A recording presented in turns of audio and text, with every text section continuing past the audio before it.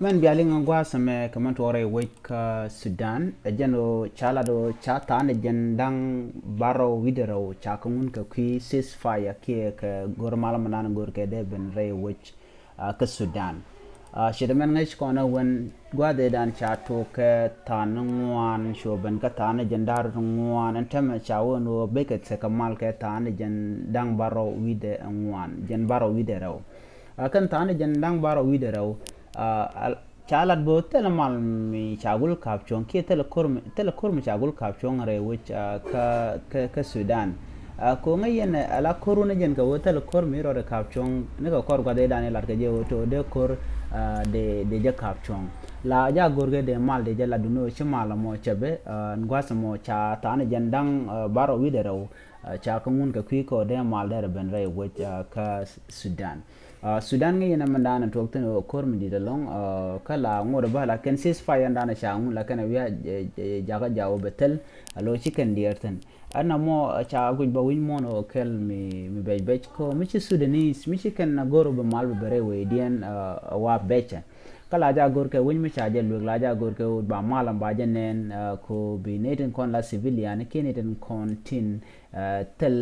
long ke telat ke kwi ten kon lat ke rodien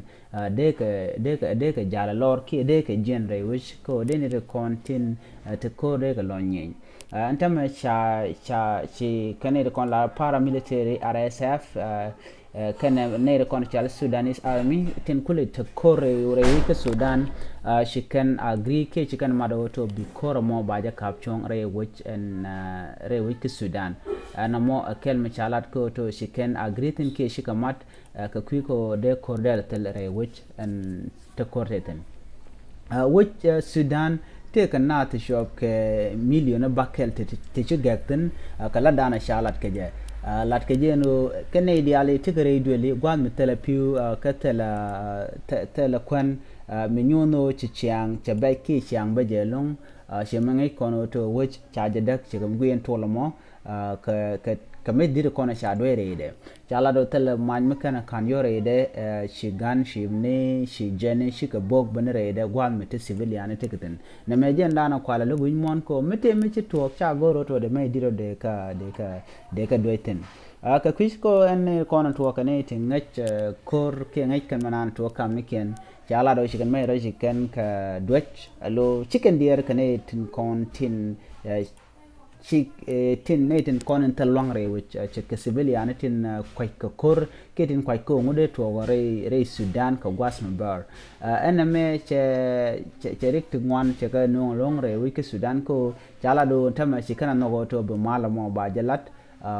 ko betetin ka ta ne te chop ke jandang baro wi de raw and la ceasefire ko bi humanitarian keneren kontin de na logre which ka Sudan de ka kule jal na me kel mi chala dan tam re which ka Sudan ko to shikan mo jikana no ko de malamo derdatin ko de humanitarian de ka jal re which ka tele korme de ngod bak mo wonyam ngai kone ni kan tan de jandang rawdu ngade shangun ngod tele man mi cha kapchong nyenya na kan la long kan ma bu mask piu bu mis ka kwan bu kan chu were nyok lo to korteten na mo ring dit en kan bo yer kan tejen content dikana kula lat ka gal me bar la kur mi dia la kan do mangai shigana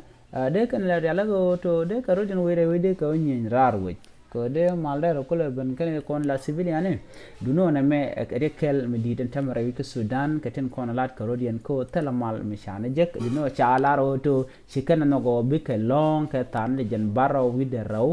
re which ka Sudan ka kwi malmandan gur ka balak ke ceasefire chajala netin content dier ka tignat re which ka Sudan no